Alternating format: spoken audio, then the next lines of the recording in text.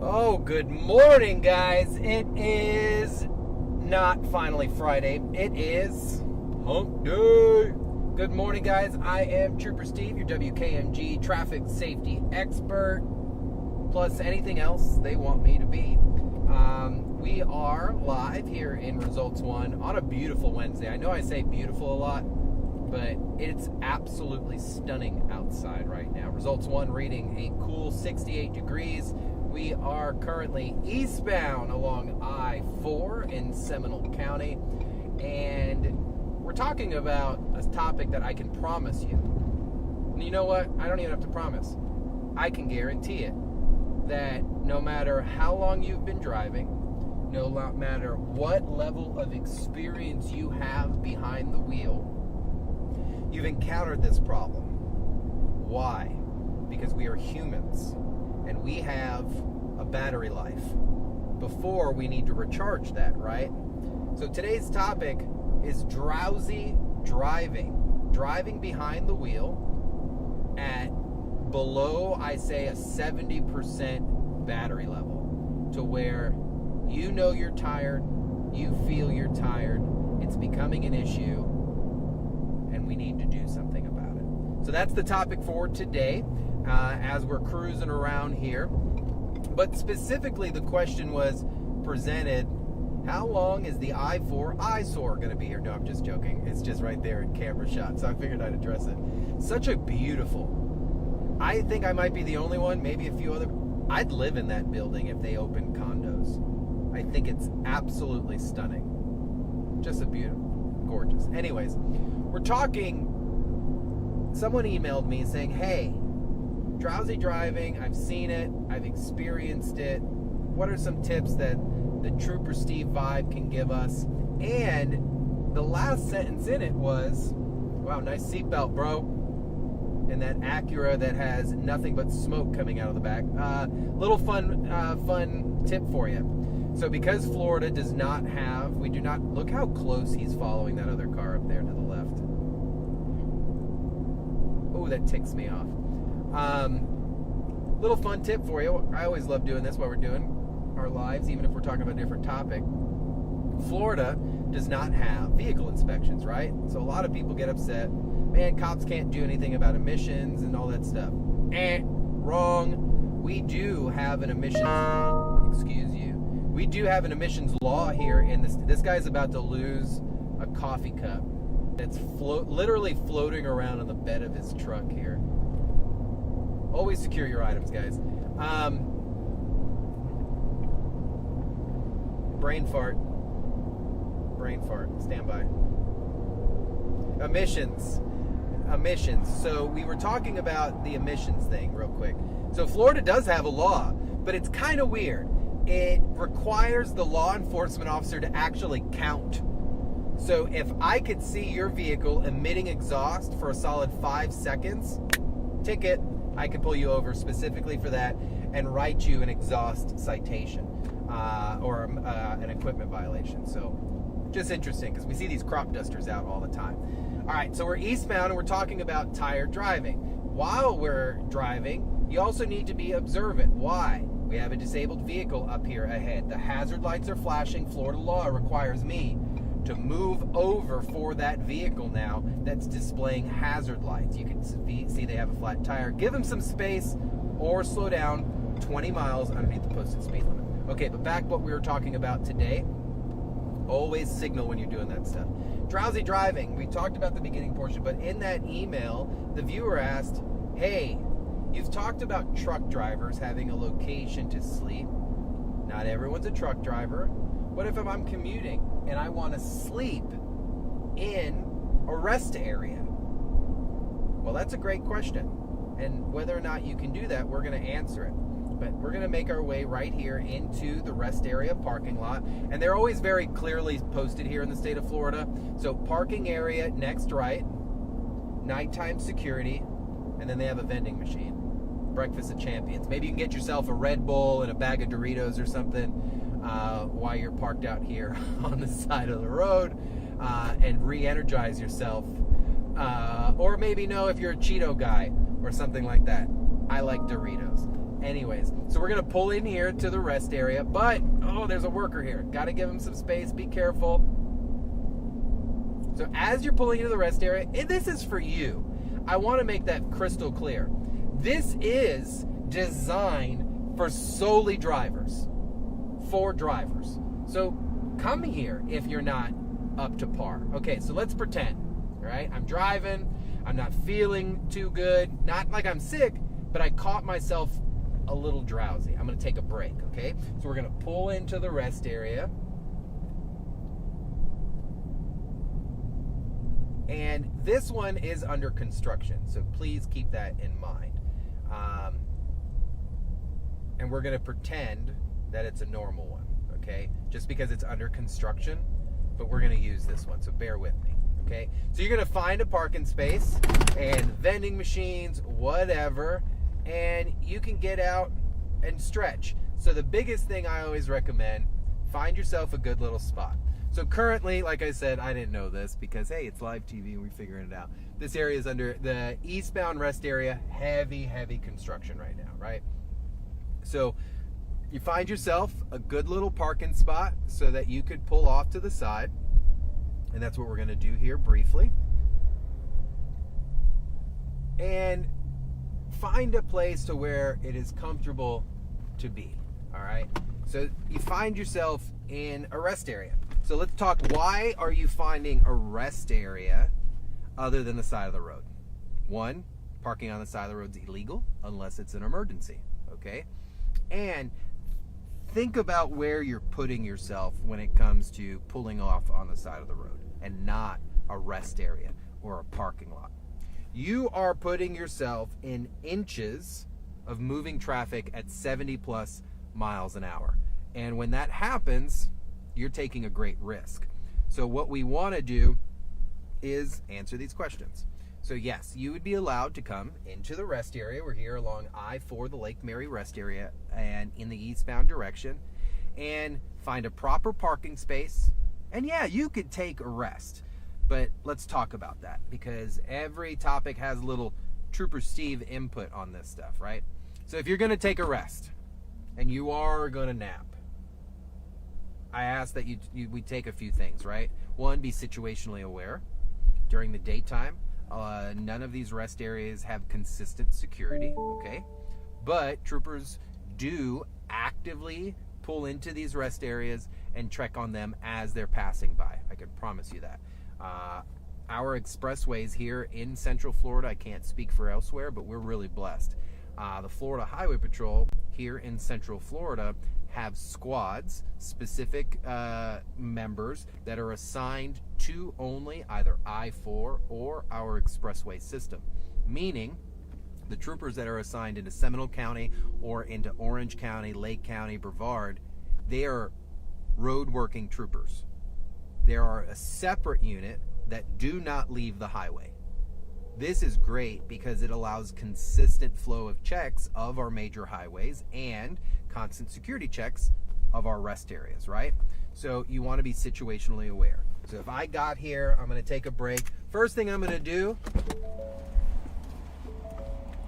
I'm going to get out and I'm going to stretch a little bit because, hey, if I'm tired, I'm going to stretch out. So you want to stretch it out a little bit, lift the knees, you know, do what you got to do, sip of water, go use the restroom.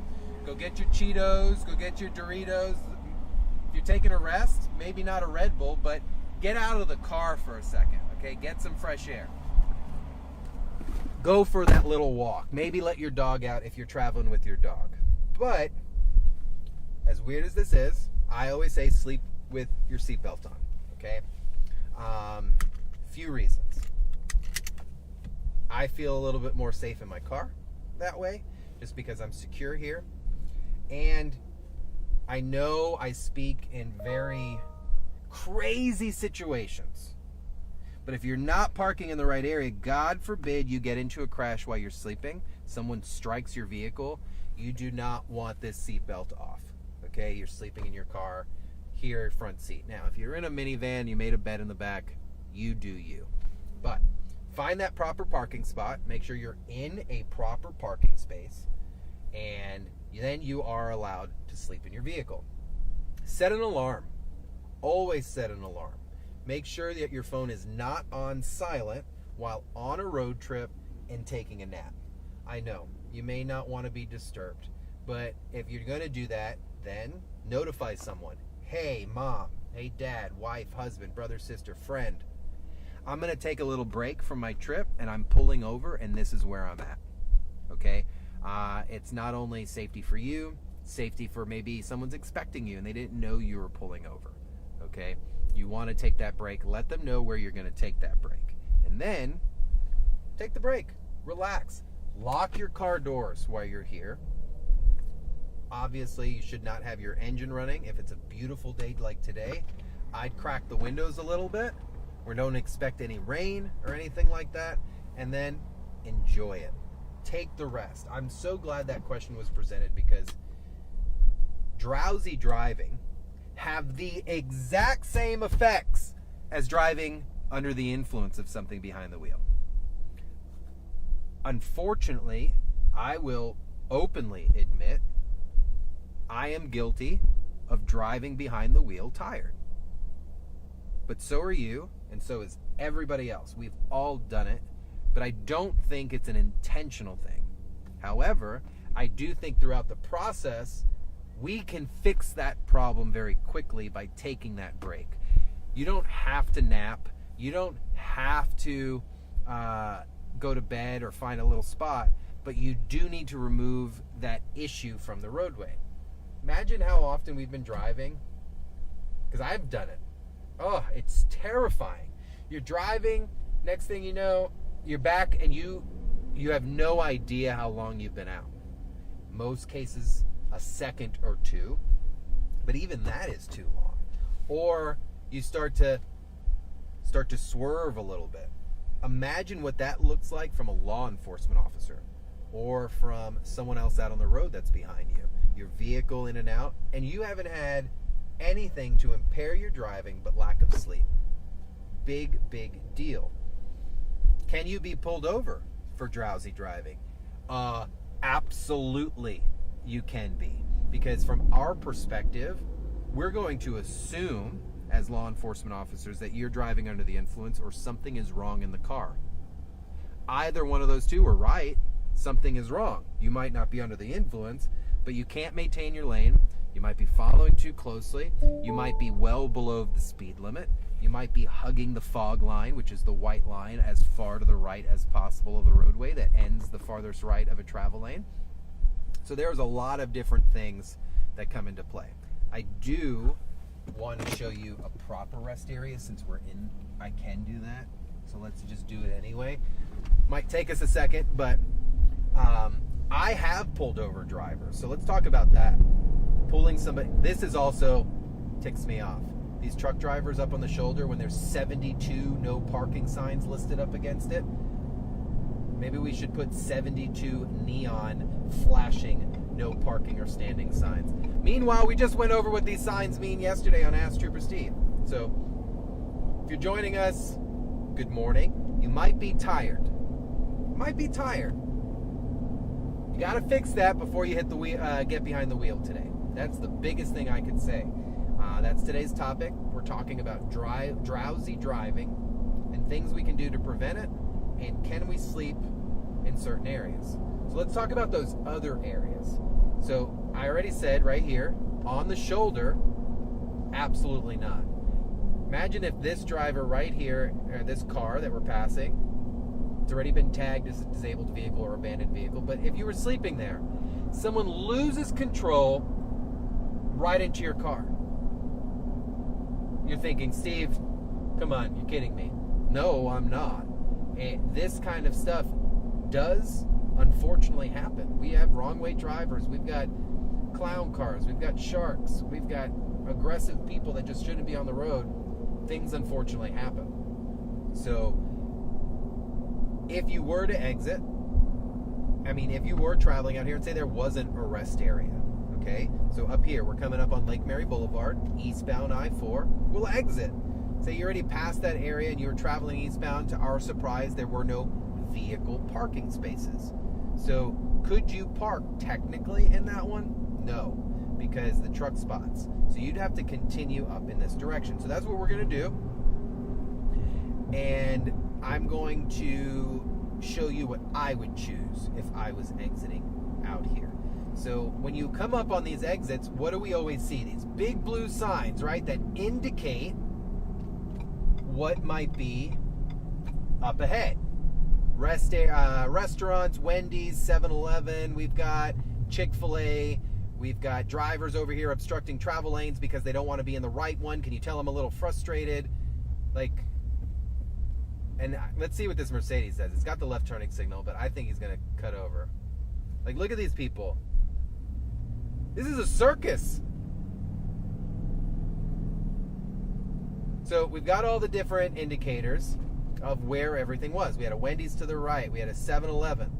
But I would not recommend sleeping in one of those places. Okay, if you're going to take a true break and it's daytime, I would move to a bigger parking lot, a larger parking lot.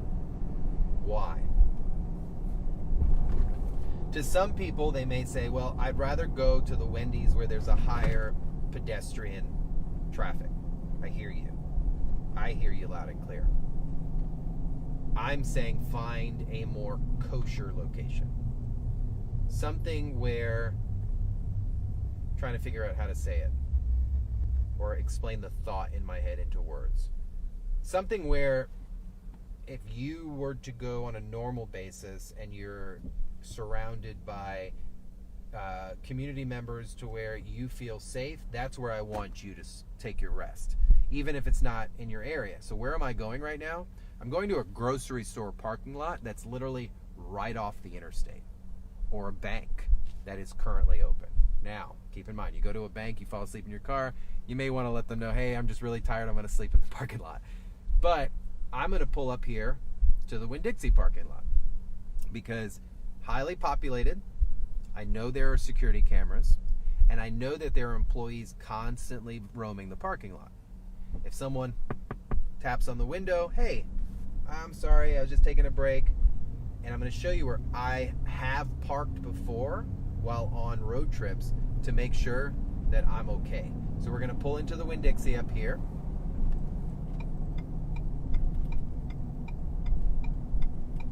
Huge turning lane here as this semi makes an attempt to man, these guys are awesome.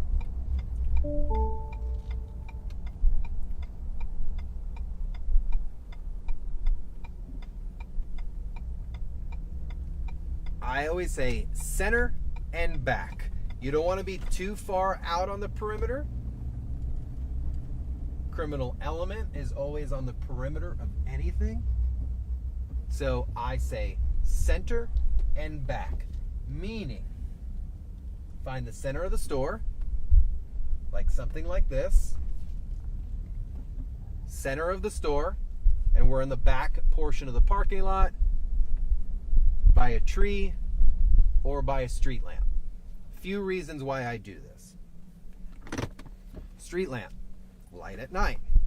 Security cameras can see where you're at, just God forbid something happens. And you're out of the way of most of the parking lot. So you're not a true inconvenience, okay? So what did we kind of talk about? As you're driving out and about, being tired can cause a lot of things. Shift workers, law enforcement, our medical field, our firefighters, heck, the things I experience now, our news world, just jobs that circulate on different timelines. Our body, I hate, absolutely, I don't like the word hate unless you genuinely mean it. I hate when people say, oh, well, your body gets used to it. Baloney. That is the biggest load of crap I've ever heard in my life. We are built a certain way, and we are not made to be working during certain hours. It just is what it is. But we have to. So you have to be consciously aware that, okay, for example, I get up at 2 o'clock in the morning. Miserable. Am I probably at 100% behind the wheel? No, in the morning, but I'm getting there. If I'm going all day long, I can guarantee you by 4 o'clock, I'm starting to drag a little bit. I may not be on it. And if if I start to feel that, hey, man, I'm just not paying attention, then my normal faculties are now impaired by my fatigue. Not because I'm DUI or because I'm under the influence of something, but my body is reacting to the energy level that I have. And you have to be responsible of that. Truck drivers, they're mandated by logbooks. They have to log their driving hours. They have to log the amount of time when they rest, where they rested. Can you imagine if we were required to do that before our car started again? It would be absolutely ridiculous. I do not agree with fully electric controlled vehicles by a bigger entity. We are responsible. So we've got to make sure that we're highly rested, hydrated, and behind the wheel. I've run DUI assessment tests on people that I thought were under the influence of something. But they told me over and over and over, hey, look, I've been working all day. It's been 2 days. I've had 3 hours of sleep. I'm just on my way home. And I sympathize with that. But when you're in front of me and your vehicle is simply telling me, hey, I can't handle whatever's going on right now, it is our responsibility, it's law enforcement's responsibility to make sure to stop that vehicle and check. We then need to eliminate the highest level of suspicion, which would be driving under the influence. Driving fatigue is not a criminal charge. Can you get a ticket, though, for your driving pattern while being tired? Absolutely. If you're behind the wheel and you're swerving and you maybe leave your lane, I can write you a ticket for that. Driving too slow. The totality of it would be a careless driving charge. You're not intentfully going out there to do bad things. You're not being malicious, but your actions are leading to a few violations that are 100% avoidable, like your energy level. Obviously, we see a lot of driving fatigue at night because it just absorbs the whole situation. But it is just as dangerous as being under the influence. So I need you guys to be prepared for that. Keep water in the car. Little things I do, as crazy as this sounds, if I'm beginning to feel tired, take a sip.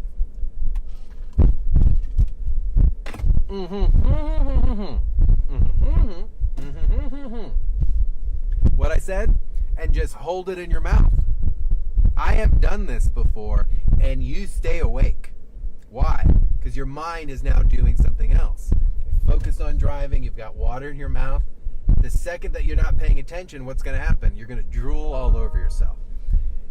If you're taking those steps, the next step, find rest.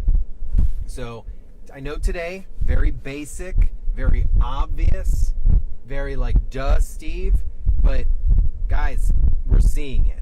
We have seen it, and it's unfortunately a selfish act that we do in order to continue with our responsibilities, but we're putting ourselves directly in danger with the chance of hurting somebody else.